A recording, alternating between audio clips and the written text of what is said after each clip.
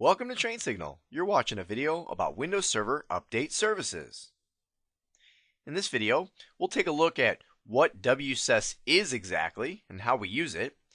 We'll look at the different WSUS scenarios that we have available to us, whether it be just a single WSUS server or a set of independent WSUS servers, a hierarchy of WSUS servers, which could then be placed into autonomous or replica mode, or possibly a set of disconnected WSUS servers. We'll take a look at all those different options. Then we'll go in and see what GlobalMantics wants to do with their WSUS servers. And then we're going to get into the operating system. We're going to download and install WSUS. I'll show you how to configure computer groups with both server-side or client-side targeting.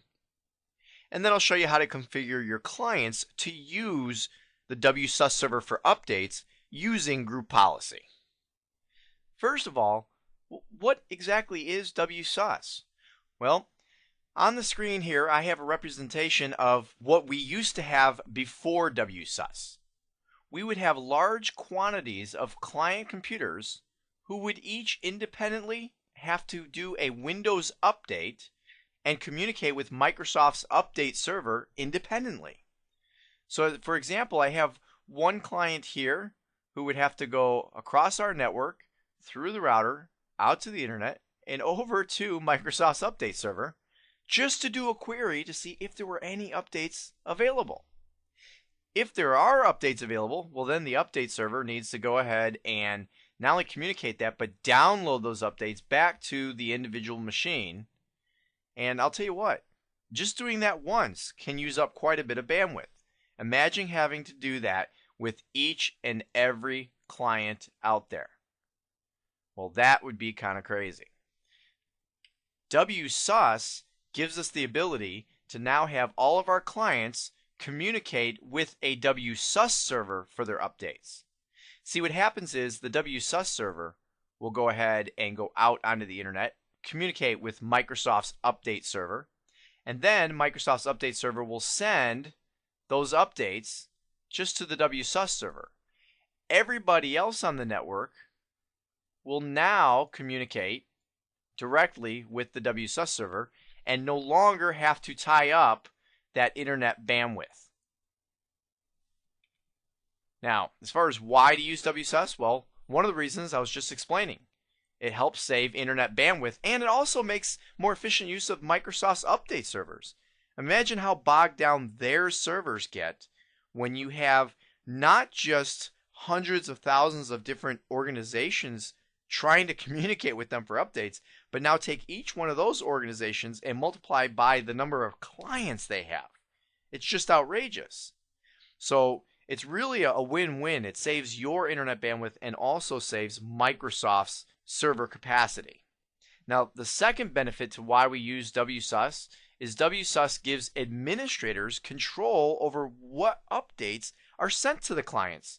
And they do this by allowing administrators to test and approve the updates before the clients are allowed to have them. And we'll take a look at this when we look at the interface.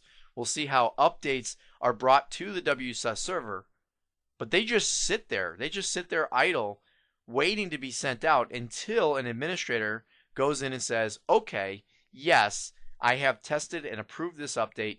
Clients can now have them. Now, one more thing you should know about WSUS is that it's not included with Windows Server 2008. As a matter of fact, it's not included with any Windows operating system. It is, however, a free download from Microsoft. So it's not going to cost you anything, but it is going to take the effort of going out there and downloading it. Now, the latest version right now, as I'm recording this, is WSUS 3.0 with Service Pack 1. This was also the first version to be used with Windows Server 2008. Now, this version, or whatever the latest version is, can be downloaded from the following links. The first one is my favorite, nice, easy to remember, www.microsoft.com/WSUS. Okay, very easy to remember.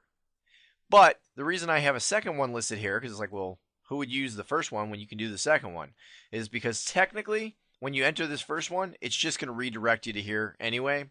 This was the original link that they had until they gave the simple redirect from Microsoft.com/WSUS.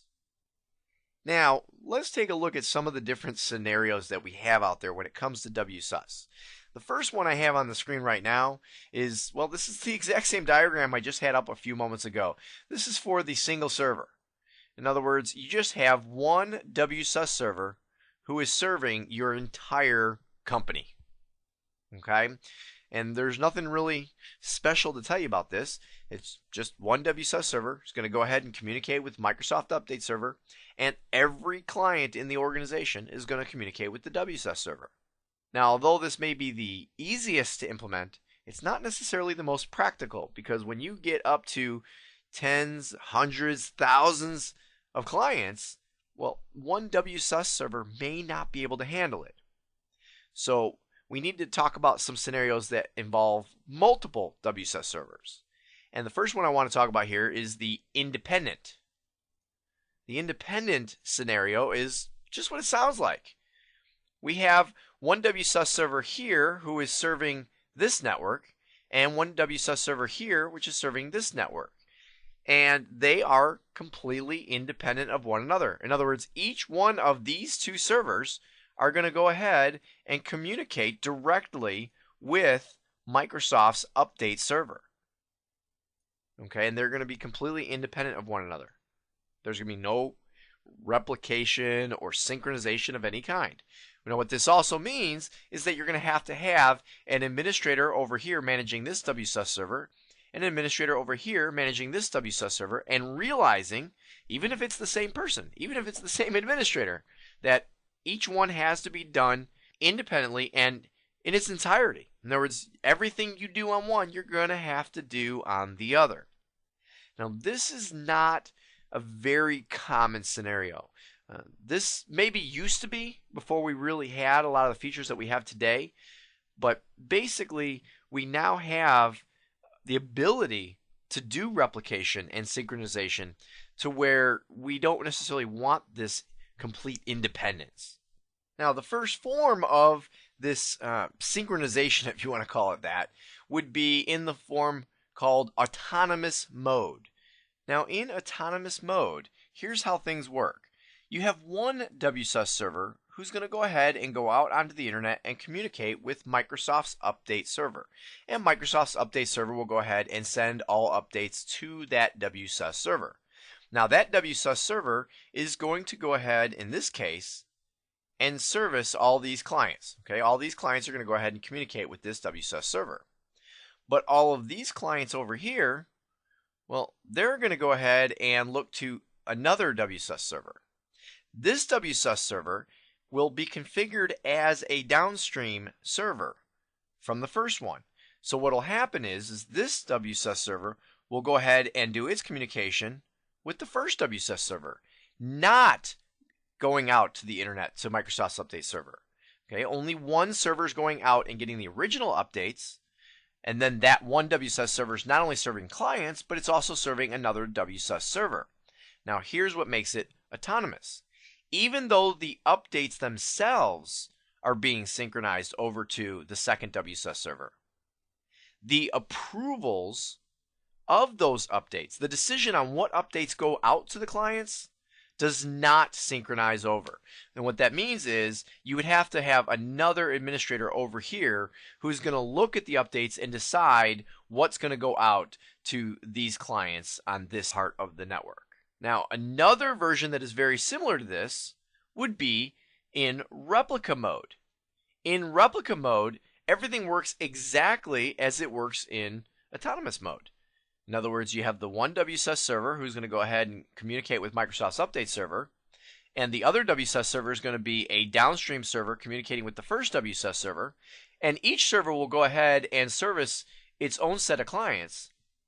The difference here is that this synchronization that goes from WSUS server number 1 to WSUS server number 2 is complete. It's complete with not only the updates, but the approvals and everything else. So the difference here is that you would only have the one administrator having to go through and approve updates, but yet you could have other WSUS servers, which are really nothing more than just replicas, to help service all the different clients out on the network. This, matter of fact, I will say these last two, autonomous mode and replica mode scenarios, are probably the two most common scenarios out there, because most of our networks are going to be too large for a single WSUS server, while at the same time we don't want complete independence.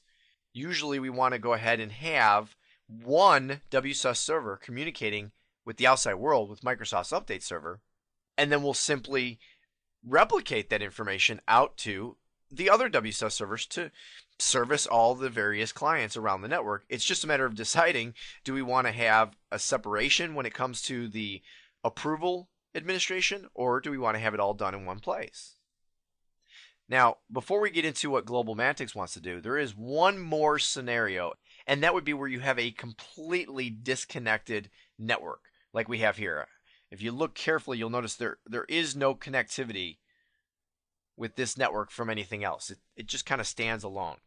And so what we have in this instance is a network over here which is connected to the internet, where you have a WSUS server which will go ahead and do the connectivity with Microsoft's update server, and of course go ahead and service all these clients. But then what you have to do is go ahead and basically export out the updates and or approval information. And very often you would export it out, let's say, onto a CD. Here's my beautiful picture of a CD, right? And then you would ship that CD off to the other office, where you could go ahead and insert the CD and get your updates that way. That is something that is now available with WSUS. Is whether you are completely disconnected, or maybe just for security's sake you want to go ahead and not be connected, you can go ahead and do this offline update, if you want to call it that. So those are all the different WSUS scenarios that are available. Now, what's GlobalMantics doing? Well, GlobalMantics needs to streamline the process of getting updates to its clients worldwide. Okay, obviously, that's the whole point behind WSUS in the first place. Only one server in the GlobalMantics organization should communicate with Microsoft's update server. Even though GlobalMantics is a worldwide organization, in the entire world, we want just one server to get its updates directly from Microsoft. We don't want to tie up any more bandwidth out on the internet than that. Now, administrators in New York, Chicago, and Tokyo will be responsible for testing and approving updates for their own respective offices. So in order for that to happen, if you're not already thinking it, it sounds to me like what we're going to probably need to do, since we only want one server to go out to Windows Update, and we want 3 different offices here to each have WSUS servers and have approval of these updates out to their clients, it sounds like we need to do autonomous mode, so that we have each office having its own administrator approving those updates. But the Chicago administrators will also be responsible for approving updates for the Dallas office.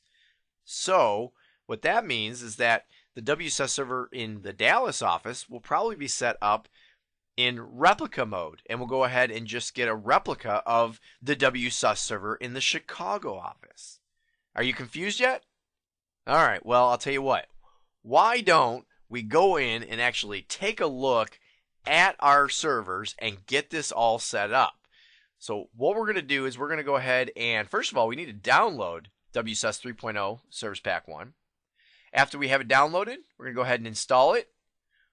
We'll need to then configure it, and when we're configuring it, I'm going to show you how the configuration is going to be slightly different in each of the different offices to go ahead and meet the requirements that GlobalMantics has set up.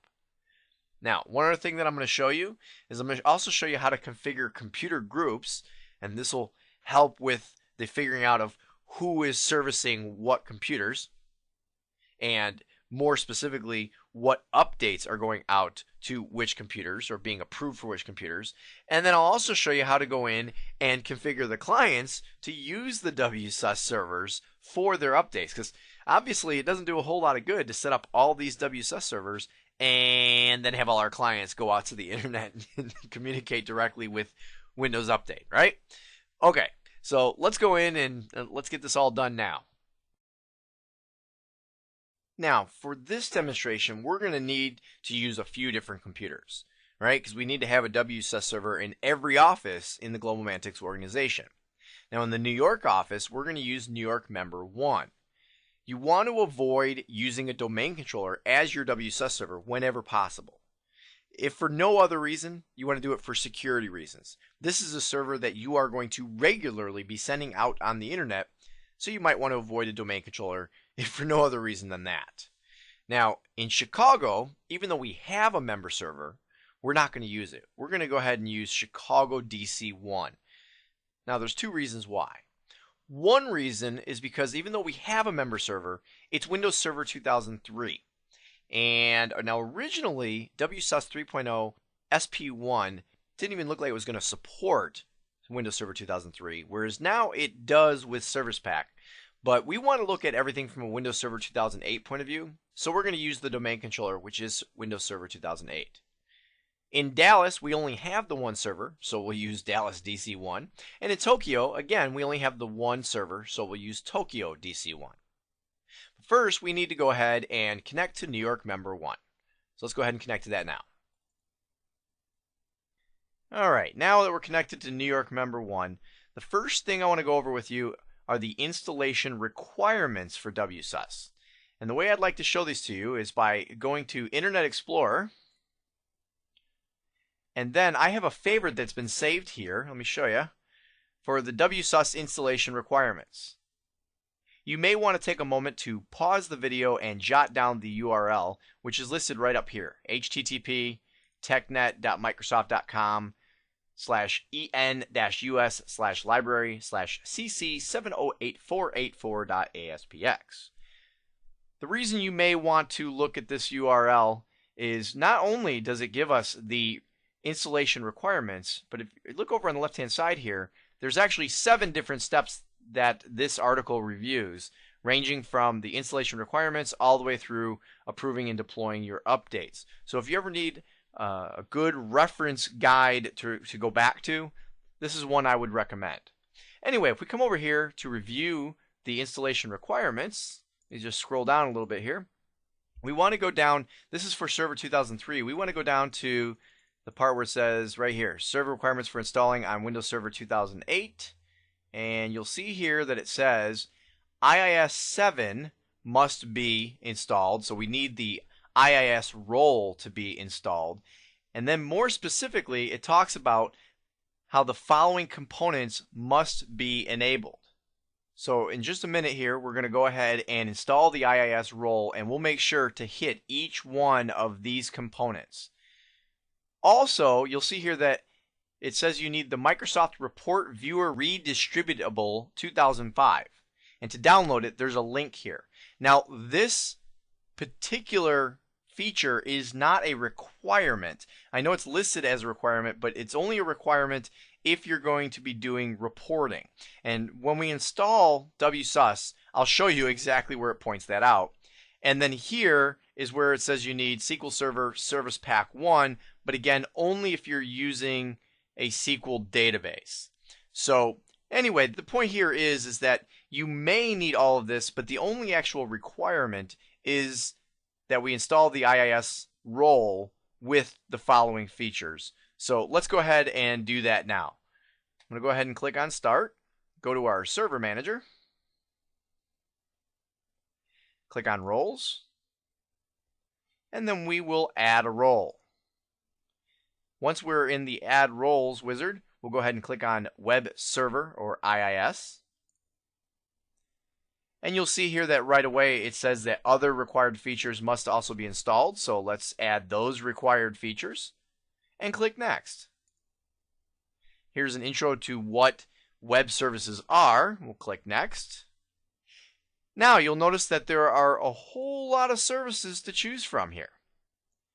So if we were to go back to our list down here on Internet Explorer, you'll see here that it wants you to select Windows Authentication. So let's go down here to Windows Authentication and check the box. And it says we must have ASP.NET. So we'll scroll up here and select ASP.NET. Now watch what happens when I click this one. Again, additional services and features are required, so let's go ahead and add those. You'll see a lot of checkboxes have now been selected. If we come back here, it says we need the 6.0 management compatibility. So we scroll down here, and here's our IIS 6 management compatibility. And you'll notice it includes all the different IIS compatibilities, including the Metabase compatibility, which was the last item on our list. So what that means is, let me go ahead and close this window. We are all set to install this role. So I'm going to go ahead and click on Next. Here's a review of everything that's going to be installed, and I'll click Install. Now I will tell you, while this is installing, the reason why it requires the IIS role and all the associated services is because WSUS is all web-based. It's all managed through the internet browser. So in order to be managed through an internet browser, you must have the web services available to set this up pretty much like a web server. Okay, this is just about done installing. And there we go. It has now completed. Installation has succeeded. I'm going to click Close. And we now have the web services that are required. So I'm going to go ahead and close this window. We now need to download WSUS to be installed. It's a real easy link to remember where to download WSUS. Let me click on Internet Explorer. I'm going to put in www.microsoft.com/WSUS. Easy enough to remember. This will now take you to the location where you can, over here on the left-hand side, download WSUS 3.0. So I'm going to click that link. Then you click on the link here where it says Download Files Below. And then you'll see we have, well, here's the end user license agreement, but right here we have the two different setups. The one for the 64-bit operating system and the x86, which is for 32-bit operating systems. So you need to determine which one you are running. Now the one I'm on is a 32-bit version of Windows Server 2008. The way you can recognize this on your own system is by clicking Start and then right-clicking on the word Computer and selecting Properties. And then right here you'll see System Type 32-bit operating system, or in your case you may see 64-bit operating system. Depending on which one you're running, you want to download the appropriate one. So in my case, I'm going to download the x86 version. And I'm going to go ahead and save it. And I'm going to click Browse Folders and put it right on my desktop, just so it'll be nice and easy to locate. Now, depending on your bandwidth and the speed of Microsoft's servers at this very moment, it will vary how fast this will download. As you can see, I have almost a minute left. So what I'm going to do is go ahead and pause the video. If you're downloading, please do the same, and then go ahead and resume when the download is complete. Okay, the download is now complete, so I'll go ahead and close this window and close the Internet Explorer window. And you'll see here on my desktop I now have the WSUS setup executable. So I'm going to go ahead and double click on that executable and tell it I want to go ahead and run it. It extracts the files and takes us into the wizard. I'll click Next. And you have a choice between a full server installation or simply the administration console. If you wanted to be able to manage your WSUS server from a remote computer, one of the ways you could do it is by installing the administration console only. But in this case, we want the full installation. I'll click Next.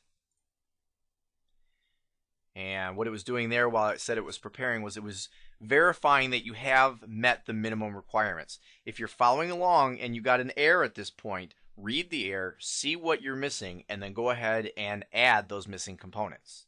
Now I need to go ahead and agree to the license agreement. Click Next. Now here is where you get that screen I was telling you about where it says there is a required component, and it's the Microsoft Report Viewer Redistributable. Well, this is only required if you're going to do reporting, which we're not going to get into right now, and that's why I didn't worry about it.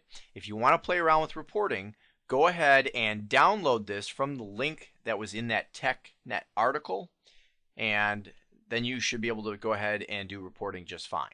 Also, you'll see here that it gives you the ability to move forward, and it says if you want to do this, install these components after installing Windows Server Update Services. So I'll go ahead and click on Next. Now I need to select an update source. I need to determine where it is that I want to store the updates. And you'll see here it says if you have a drive formatted with NTFS and at least 6 gig of free disk space, you can use it to store updates. Now, if you decide that you do not have a location, which in this case our C drive has plenty of available space, I'm just going to put it in a folder called WSUS. The default is just fine. Typically, you may want to actually have a separate volume or separate partition or possibly even a separate drive to store these updates, but that's a decision that you would need to make based upon your scenario. If you were to uncheck this box saying I don't want to store updates locally because I don't have enough space or I don't want to tie up the space, then what's going to happen is the updates are going to still be stored out on Microsoft's update servers, which is perfectly acceptable. But in this case, you're not saving a whole lot of bandwidth because your clients are still going to be updating from those servers, but you will now have control over the updates. You still get to approve the updates through the WSUS utility.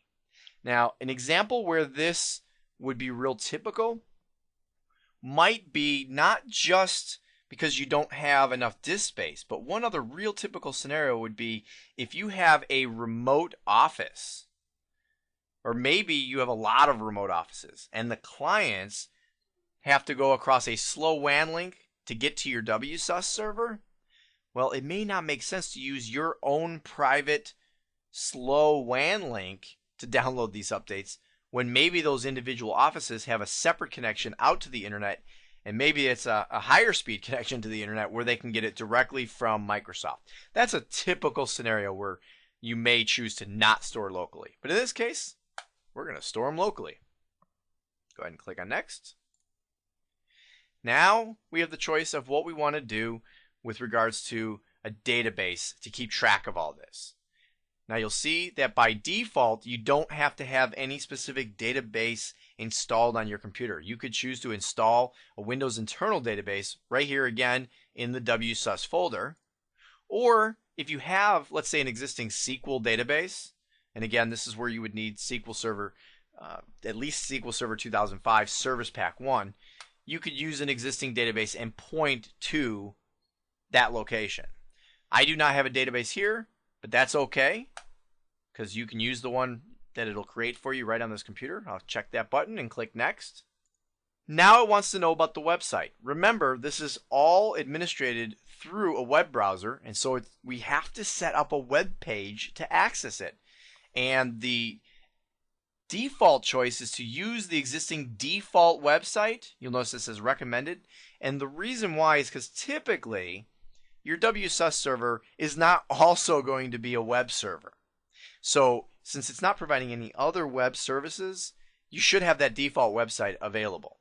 If you don't have the default website available, if you are using this server as a web server for other purposes, then you could go ahead and create a Windows Server Update Services website separate from the default. So we're going to go ahead and use the default in this case. And click on Next. And there's a review screen. We're ready to install. I'm going to click Next. And it's going to go through and it is going to install WSUS. Now, this installation, you'll see right up here, it says this may take several minutes, and depending on the speed of your computer, it just may take several minutes. So I'm going to go ahead and pause the video, and I'll be right back with you as soon as it's done. Okay, this portion of the installation is complete, so I'm going to go ahead and click on Finish. And the reason I say this portion of the installation is complete is because you will notice that all by itself, without me asking it to do anything, it automatically takes you into the WSUS configuration wizard. So let me move this up just a little bit so we can see all the buttons and everything. And you'll see here that we start off with, first of all, confirming, is the firewall configured to allow clients to access this server. In other words, one of the things you want to take into consideration is, hey, if I'm going to be a WSUS server and I want my clients to be getting updates from me, can they get to me? So we want to make sure that any firewalls are configured to allow this to take place. The next thing is, can this computer connect to the upstream server, whether it be Microsoft Update, which will be the case for this server, or is it another WSUS server, which we will see when we get to the Chicago, Tokyo, and Dallas offices. And then, do you have user credentials for the proxy server? Well, in this case, I am not behind a proxy server, but if you are, well, then you have to make sure that those credentials are in place as well. All right, let me go ahead and click on Next. Now it's asking us if we want to go ahead and join the Microsoft Update Improvement Program. I mean, basically, this is like, hey, look, are you willing to share information with us to help, this is Microsoft saying this, help us make Windows Server Update services better? If you want to do that, great. If not, clear the checkbox. In this case, I'm going to clear the checkbox because this is not a production server. And anytime you're doing this in a test environment or a practice environment or anything but a production environment, you really should not join any kind of program like this because you're going to give false information. So I'm going to go ahead and click on Next. And now it says to choose an upstream server. Now on this particular server, we're going to go ahead and synchronize from Microsoft Update.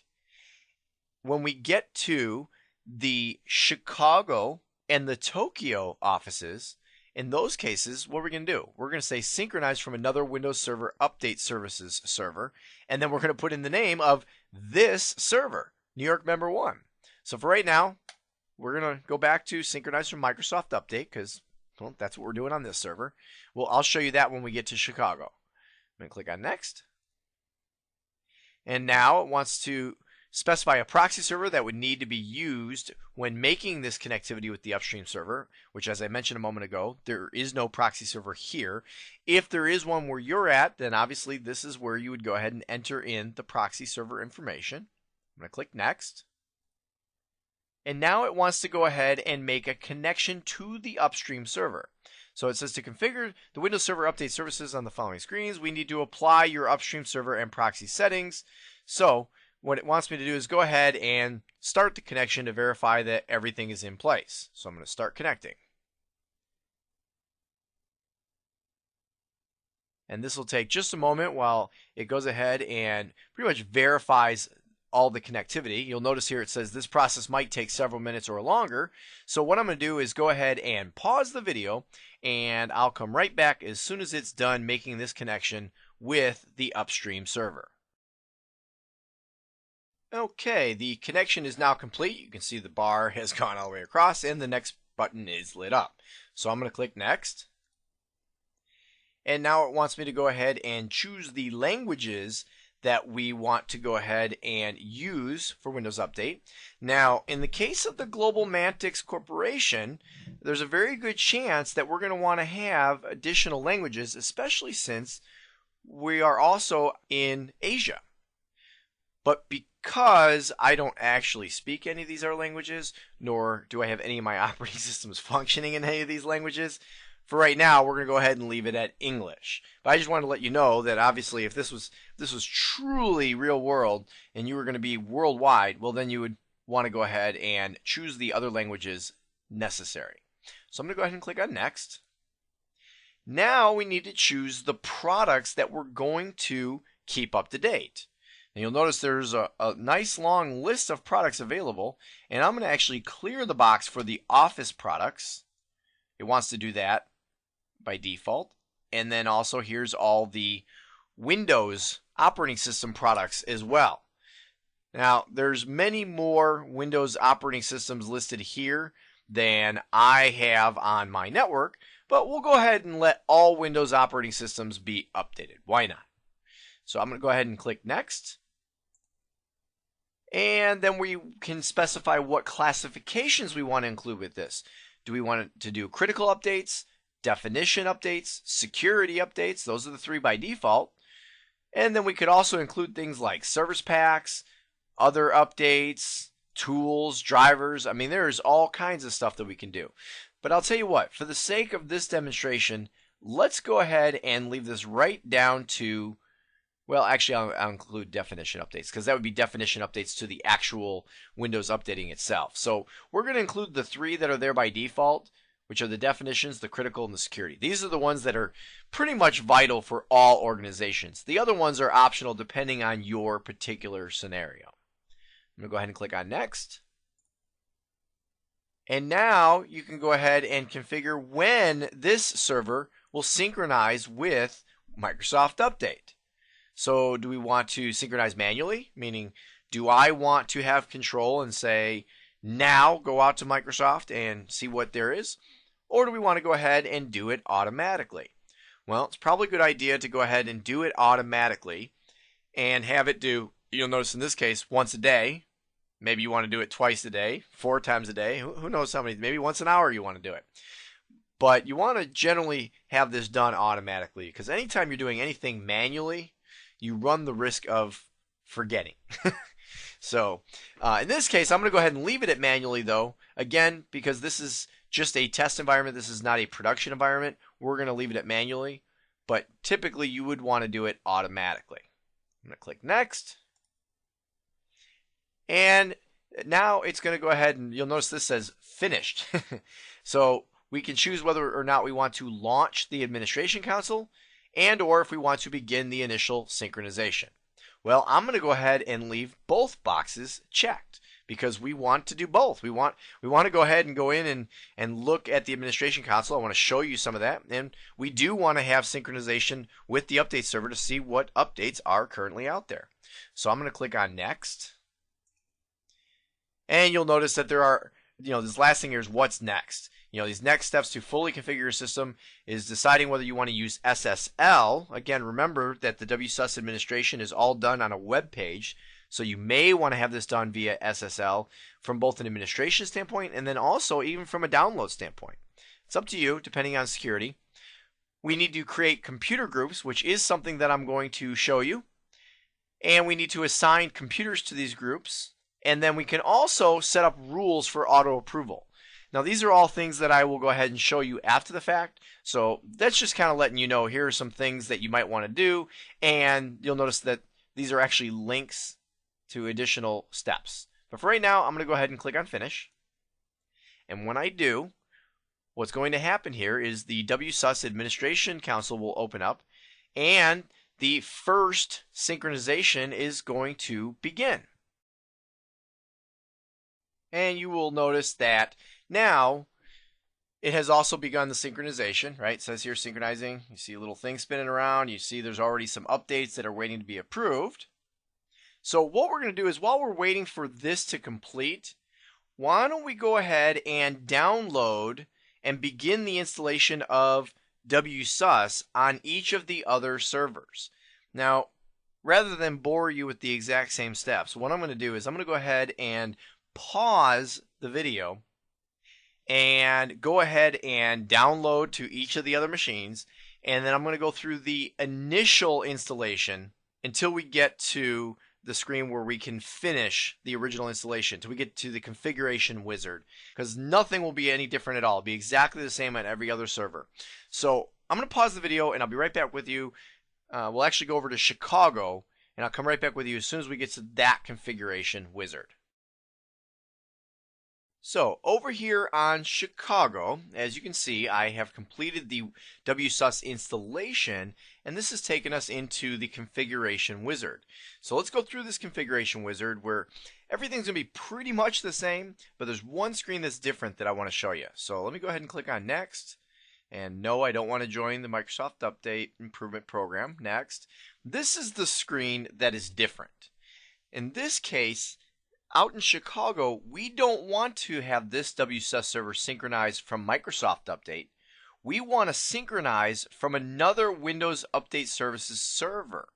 So in this case, we want to go ahead and synchronize with New York member 1. And we'll go ahead and do it via port 80 because that's how it's done by default. We could go ahead and use SSL if we wanted to make this more secure. But for right now, we're just going to leave the defaults and say that we want to replicate with New York member 1. And then this checkbox down here is a significant checkbox. Right here it says this is a replica of the upstream server. Now in the case of Chicago, we want to be in what we called autonomous mode. And in autonomous mode, we are not going to be a replica. I would check this box if I did want to be in replica mode. Okay, so in this case, no, Chicago's going to make its own decisions, so it is not a replica of the upstream server. It's just doing synchronization from that server. From here, I can go ahead and click next. I don't need a proxy server, so next. I can tell it to begin connecting. And while this is connecting, I will tell you that we could do the exact same thing with Tokyo, and it would work the exact same way.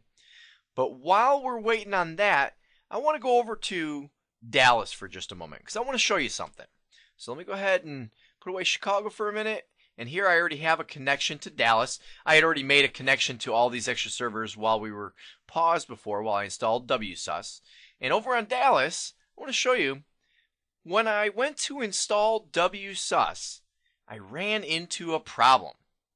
It says here, setup not completed, and you have this message here about going to check the log file. And if we go to check the log file, we'll see there's a long error code that goes along with this. Now, I will tell you that this is a very, well, what's becoming a very common error that there's not a whole lot of information out there about yet. So that's kind of interesting. Usually when you see something happening a lot, there's also a lot of information.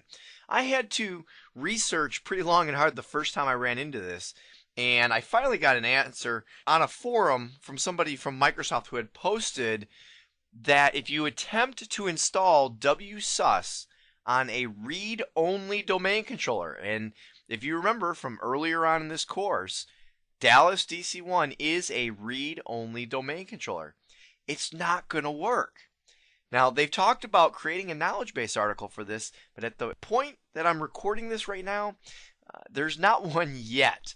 There may be by the time you're watching this. But anyway, for right now, there's a major issue, and that issue is that WSUS is going to try to create a couple of local groups, and in the case of a domain controller, it's going to make those domain groups since there are no local groups on a domain controller. Well, since this is a read-only domain controller, you can't create those domain groups. So that's the problem we run into when trying to install WSUS on a read-only domain controller. So I'm going to go ahead and click Finish here. And remember, nothing installed here, right? We've got our setup. I could run it again just to show you, but it's just going to error out again and again and again and again. So we have a dilemma. What do we want to do? Well, we have a couple of different options that we could do. As a matter of fact, let's go ahead and take a look at GlobalMantic's network so we can make a good decision here. All right, here's the diagram of GlobalMantic's network. Now, as you can see from this diagram, our original plan was quite fitting. We were going to originally put a WSUS server in our corporate headquarters in New York, which would communicate with Microsoft update servers out on the internet. From there, we were going to go ahead and put a WSUS server in Chicago and another one in Tokyo, which would each go ahead and synchronize with the New York WSUS server, but the decisions for updates would still be done in the Chicago and Tokyo offices. Now, that part we can still do. There's really nothing wrong with that. There's no errors. We haven't run into any problems.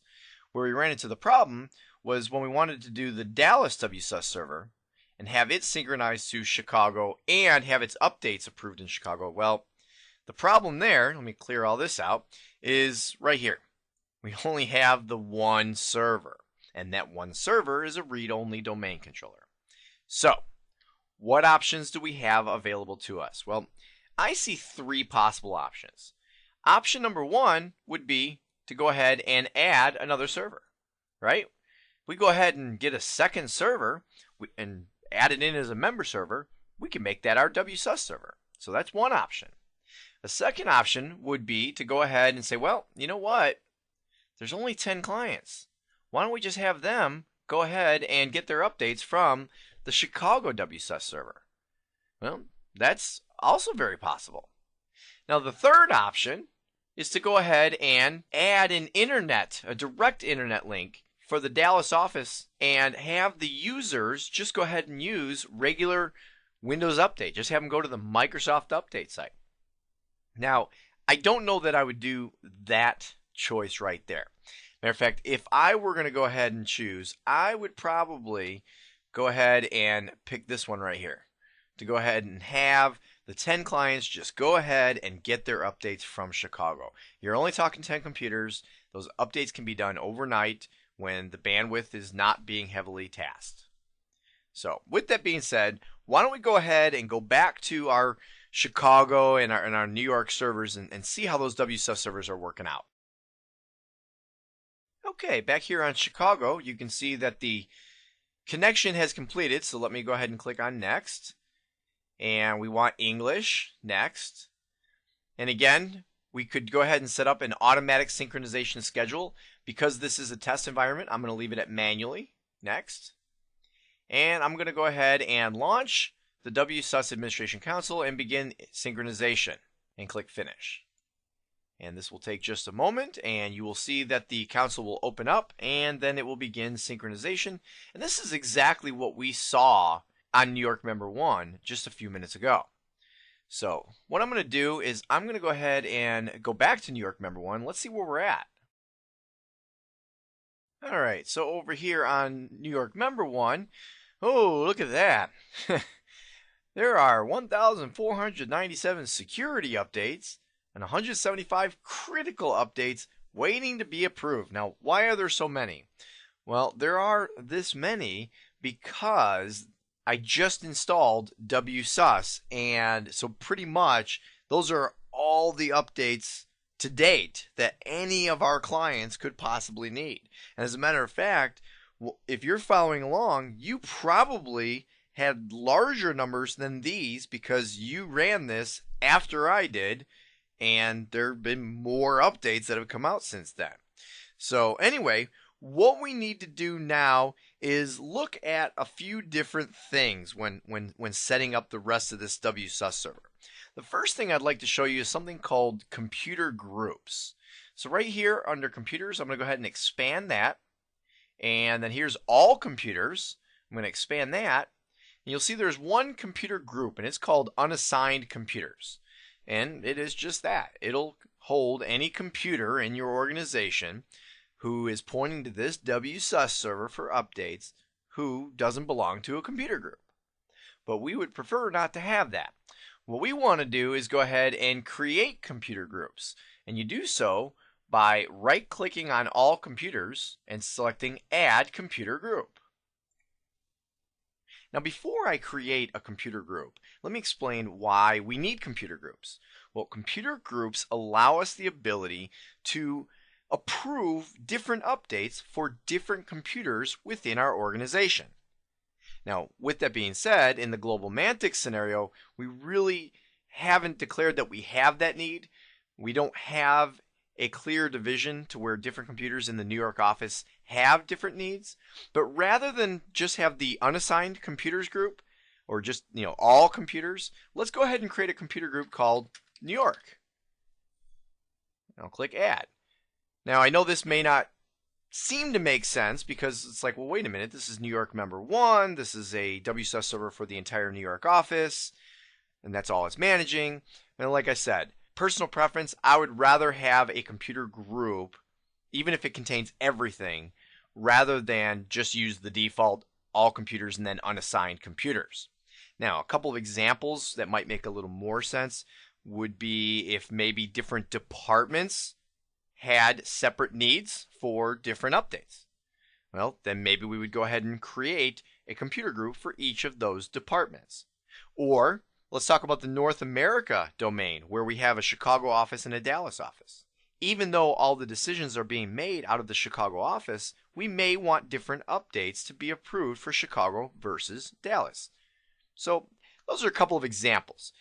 Now, what's probably more important here is, how do we get computers to become members of these computer groups? Because you'll notice if I click on New York, well, it's just blank. Well, there's two ways to get a computer to be a member of one of the computer groups. One way is called server-side targeting, and the other way is called client-side targeting. And the way you decide, or the way you determine which one will be used, is under Options. So let me click on Options. If I scroll down a little bit here, you will see Computers. You can specify how to assign computers to groups. If I click on Computers, you'll see here that the default is to use the Update Services Console. That is another way of saying server-side targeting. In other words, go ahead and assign computers to the groups manually. Let me move this out of the way. Right here, I could manually go to this computer group, right-click, and add computers. Well, that's not a whole lot of fun. So typically, that's why you would use client-side targeting. You could use group policy to assign the computers to the appropriate computer groups. Now you notice here it says use group policy or registry settings.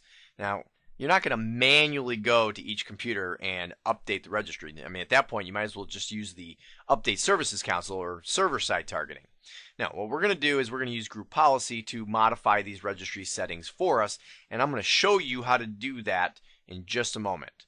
So basically, like I said, we have either server-side or client-side targeting, and I'll tell you what, in my opinion, you are going to always use client-side targeting. Matter of fact, I wish that was the default, because I have never set up a WSUS server that I did not come into the options and check this button right here to use group policy. There's no way I want to use server-side targeting. So let me go ahead and click OK out of there. And now I need to show you the other half of what we have to do to set up this client-side targeting. So in order to do this, I'm going to go ahead and minimize New York Member 1. And now we have to go ahead and connect to New York DC1 so that we can update a group policy to point the clients to the appropriate WSUS server. So let's connect to New York DC1 now.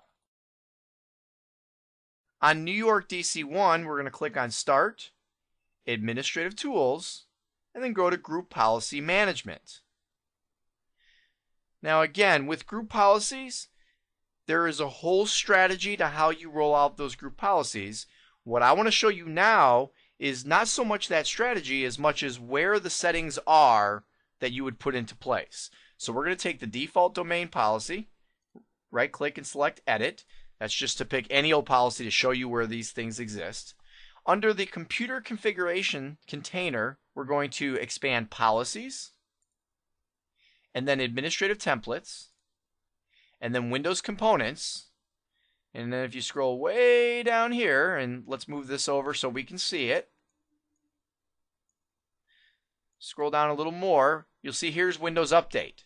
If I click on Windows Update, you will see that I have some settings here, and you know what, these are kind of hard to read because the explanations are over here. So we're going to go from our extended view to our standard view. Makes it easier to see the complete setting. The first setting I want to show you is the Enable Client-Side Targeting setting. If I double click on that, you will see here that for this particular group policy, I could enable client-side targeting, and then I could type in the name of the group that I want the computers that this group policy affects to go into. So in this case, as for instance, I've enabled it. I put in New York because that's one of our computer groups, and that's the group we're going to target. So any computers that this particular group policy affects would all be put into the New York computer group. Click OK, and then that's set, and as computers reboot, they would become a part of that computer group. Now, the other thing I want to show you here is how to go ahead and have our clients use the WSUS server for their updates. And that's this setting right here that says specify intranet Microsoft Update Service location. So let's double click on that one. And you'll see here what we want to do is enable it. And then after you enable it, you have to actually set what update service and statistics server we want to use. And it'll always be the same one. And the way you put it in is http:// and then the name of the server, which in this case is nymem1-2k8. Okay, and then we want that exact same entry to also go down here in the intranet statistics server as well. When I do this and click OK, now I've specified that we're using a WSUS server. The next thing that we have to do is go to the setting right above it that says configure automatic updates. See, this all by itself just means that clients are going to use the WSUS server, but we may still be set on manual where users would actually have to go to Windows Update on the Start menu to get there. So under Configure Automatic Updates, we go ahead and double click, enable automatic updates, and then we need to decide what level of updating we want.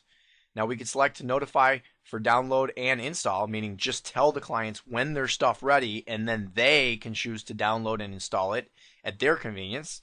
Not very typical, but you might come across a scenario where you want your individual clients to have complete control over updating their own machine.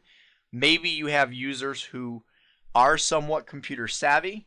Maybe they are doing specific duties that they need to have that level of control, but you still want them to all go through your WSUS server. That would be number 2. Number 3 would be very similar, which would be auto download but then notify for install. That means that once the updates are approved and ready to go out, they get downloaded, but the user gets prompted to install. But the most common setting that you would use would be auto download and schedule the install. This is the one where you say, look, when I, the administrator, have approved an update on the WSUS server, I don't want the users to have to do anything because in most cases, they won't do it. So you want to go ahead and schedule it for either a particular day of the week. Okay, maybe you only want to do it on the weekends, so maybe Saturday or Sunday. Or you could say, no, how about every day? And the default time is 3 a.m. So we're saying every day at 3 a.m., I want these computers to automatically download any updates that are available and install them. And click OK. Now that's pretty much it when it comes to configuring the clients to use the WSUS server. But there are a few more, you'll notice there's quite a list here of settings, and there's a few more I'd like to talk to you about because they're fairly common in many different environments. So as a for instance, they're all really having to do with the restart that's involved with updating. Right here we have no auto restart with logged on users. Now let me go into that one and I'm going to click on the Explain tab, and you'll see here that this pretty much makes it that if a user is logged on, so it may be 3 in the morning, but if the user is there and logged on, it's not going to do that reboot because the user might be in the middle of something and you don't want to kill that. Now, this setting is good and bad all at the same time. The reason that it's good and bad is, it's kind of a good thing to make sure that users don't get interrupted with what they're doing. Now, it doesn't really matter if somebody's there at 3 in the morning because you'll notice that if it's disabled or not configured, it'll actually notify the user that a reboot's going to happen in 5 minutes. So that way the user could have 5 minutes to turn things off. The big problem is what happens when the user's not there. What happens when the user's in the middle of a project, leaves the computer logged in so as to keep that project running, and goes home at night? Well, if we don't have this setting enabled, the system's going to automatically reboot after installing the updates, and then their work may be lost. I think we've all probably experienced a situation where that has happened. Now, that's why this setting is good, is because, alright, if a user left their system logged in, we will not automatically reboot. The reason it's bad is because you might have some users who never log off. And if they don't ever log off, well, then they're never going to get these automatic updates. Now, yes, they'll be prompted next morning when they come in, but they may ignore that prompting as well. So that's kind of the good and the bad of a setting like this.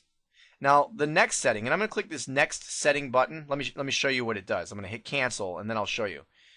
Right now, we're on the no auto restart. The next setting down would be reprompt.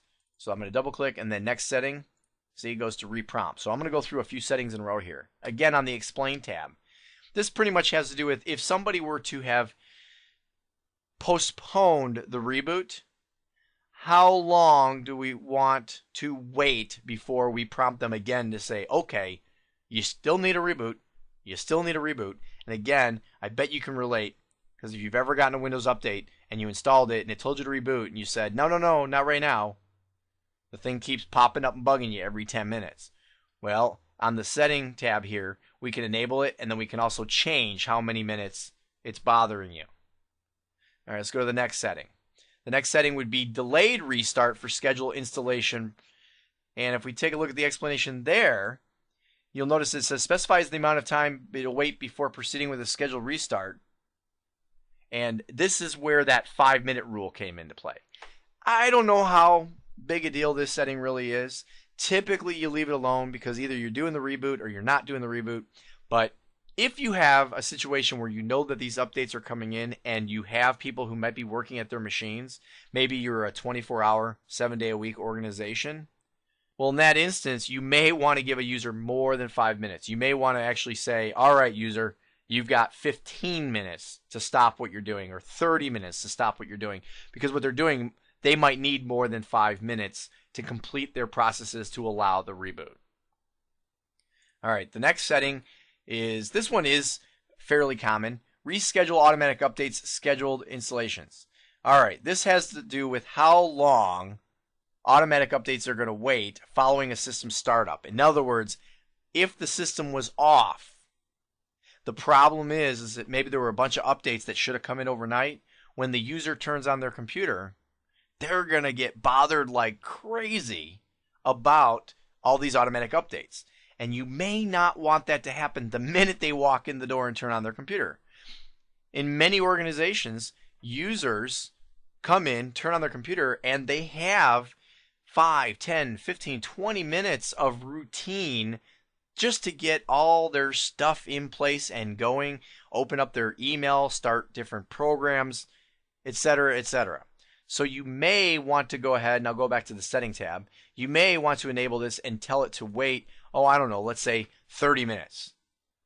Or maybe you make it wait 60 minutes. That way it's not happening immediately when they first turn on the computer. And that takes us back to enable client-side targeting. Those are pretty much, and actually I enabled this one, so let me turn that one off again. That pretty much is are the common settings that we would use in group policy with regards to clients who are using a WSUS server. Now let's go take a look at how to approve updates. So what we need to do is go back to New York Member 1. So let's put DC1 away, go back to New York Member 1. And there's a couple things I'm going to show you when it comes to approving updates. The first is right here under Options. It says Automatic Approvals. You can, let me click on the link here, you can set up certain approval rules. If you know there are certain updates that you want to have approved without having to go through any extensive testing first, well, then you can go ahead and create a rule for that. Now, there's a default rule, and if you enable it, you'll see here the default rule is when an update is either a critical or security update, go ahead and approve it for all computers. Okay, that might not be a bad idea. If you don't like that rule, then you can create a new rule. Click on New Rule, and basically what you can do, I mean, you're somewhat limited here. Basically, you can add a rule based upon when an update is part of a specific classification, like critical or security, and or when it is part of a specific product. So maybe your Windows updates you don't want to automatically approve, but maybe your Office updates you do. Or maybe the other way around. Once you determine which updates it will apply to, you can then select which computers you want to have this automatically done for. So maybe we want updates to automatically be approved for maybe a test group of computers, right? Maybe we have a computer group called test, and then we have a few test computers that are part of that group, and maybe that group we want to automatically update. That might not be a bad idea. But anyway, so you can not only specify which updates, but you can specify which computers, and then you just give this particular rule a name. And that's all there is to creating a rule. So that's one way you can approve updates. Now, another way you can do it, and I will tell you what, in my opinion, the preferred way to do it, and you're not going to like this, the preferred way to do it is going to be more manual than an automatic approval. Even if you think that security updates are important to roll out immediately, I have seen security updates which have caused more problem than they did good. In my opinion, you're going to want to have an actual management strategy to where you or somebody within the organization is immediately informed of security updates and then tests them right away and gets them rolled out, but does it a little bit more manually. I mean, the test can be as simple as, hey, I installed it. Did it crash my computer? Did it cause anything really major? If not, boom, security is probably more important than any other problems it would cause. So anyway, how would you do that? Well, here under updates, matter of fact, before I go to updates, let me go back to the top here, New York Member 1, just to show you. Remember, we had nearly 1,500 security updates and 175 critical updates. So if I expand updates, you'll see that we can look at all updates, or those critical or security. Or remember, we also have our WSUS updates, meaning the actual updates to the WSUS server. If I click on critical updates, what's wrong? It's blank. Well, it's blank because right now it's failed or needed. What we need to do is pull this down and say any of the statuses that can be available. Click refresh. And now we should see 175 unapproved updates. Okay, and here they are. And if I scroll down, you'll see it's quite a lengthy list. Now, the way you update them is very manual, but I'm going to show you that it doesn't have to be so bad. Now, the first way you do it is you right-click on one of these updates, and you select Approve. And then you go ahead and decide if you want to approve it for all computers, and you just select Approved for Install. Or maybe for a specific computer group, Approve for Install. You get the green checkbox, click OK, and you'll see here that it goes through. It says the approval is completed, don't have any problems with it, and click Close. Whew, that might take a while if we had to do that for 175, or how about the other 1,500? So to make this a little bit easier, there's a couple other ways you can do this. One is you can hold down the Control button on the keyboard and select multiple updates. And then when you right click, you'll see that they all stay highlighted, and when I select Approve, it would be for all 4 of these updates. Now, to make things even easier than that, if you know that you have tested an entire block of updates, you can highlight one, hold down the Shift key, and click another one, and it'll highlight all the updates. Matter of fact, if you know that you've done a test on all of your updates, I can approve all 175 of them, or I guess it would be 174 because we did one already, by highlighting the second one here, scrolling all the way down, holding the Shift key. And now, as I scroll back up, you'll notice that they've all been highlighted, and then I can right-click and approve them all at one shot. So even though this way is a little bit more manual, it doesn't have to be that painful. Now, another reason why I have so many updates, the reason I have a total of 1,736 updates between the two of, actually all the different classifications, is because you might remember that I left on the list all the different client operating systems. I mean, for instance, here's a security update for Windows XP, whereas Global Mantix doesn't have any XP clients in New York. So I wouldn't have to have included that operating system, nor do we have any Windows 2000 computers in New York. So that's another way that we can limit how many of these updates we're dealing with. Okay, so now we pretty much have New York Member 1 set up, right? We've installed WSUS, we've configured it, we set up a couple options, we set up computer groups, we've approved, well, approved one update anyway. So let's take a look at our downstream servers link here. And you'll notice when I click on it, it shows me that Chicago DC1 is a downstream server to this upstream, and don't get those confused, New York Member 1. The upstream server is the one that will be sending out the updates, and the downstream server is the one who will be receiving the updates. Okay, so Chicago DC1 is going to be receiving updates from New York Member 1, or synchronizing updates with New York Member 1.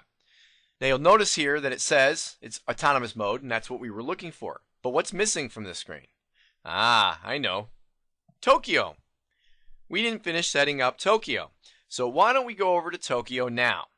I'm going to go ahead and minimize this and go ahead and go over to Tokyo, where you'll see that I finished installing WSUS, but we still need to go through and configure it. And what I want to do here, even though this is not exactly the way we laid out the scenario, just so you can see how it all looks, since we couldn't do it in Dallas, I'm going to go ahead and click on Next. And no, I don't want to join the Update Improvement Program. Next. Synchronize with another Windows Server Update Services server. So we're going to put in New York, member 1, 2K8. And this time I'm going to check the box saying this is a replica of the upstream server. Now, we'll come back and fix this in just a minute because we didn't want Tokyo to be a replica, but I just want you to see how it works. So I'm going to click Next, No Proxy Server, Start Connecting. And again, this will take just a few moments, so I'm going to go ahead and pause the video and come right back as soon as it's done connecting. Okay, we're done connecting, so let's go ahead and click on Next. We'll take the default of English, although because this is Tokyo, there's a good chance that we would probably be using an Asian language, but in this case, for this example, since I only speak English and we're only using English versions, we're going to leave it at English. Click Next. We'll go ahead and synchronize manually, click Next, and launch and begin the initial synchronization, and click Finish. Okay, well that is going to go ahead and start the process of synchronization for Tokyo. What I want to do while that's happening is I'm going to go ahead and minimize Tokyo, and let's go back to New York member 1.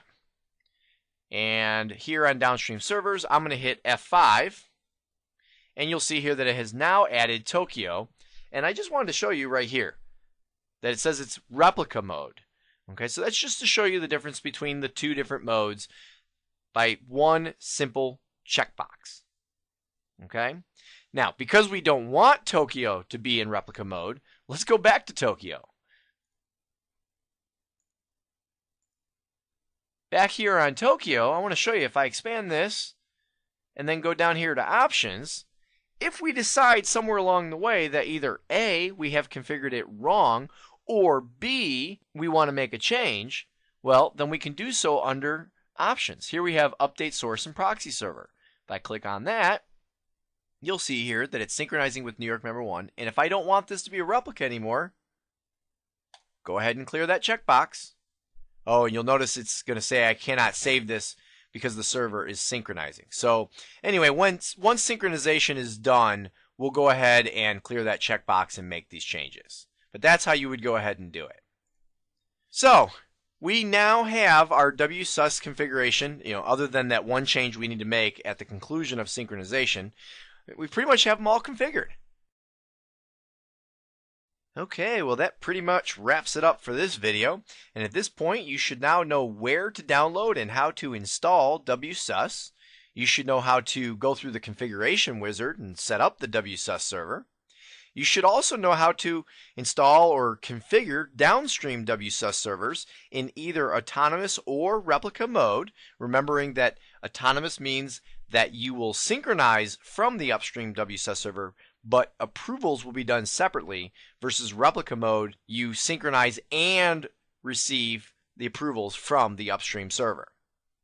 You should know how to create computer groups and then also use group policy to enable client-side targeting to these computer groups, as well as other Windows Update related options for our clients.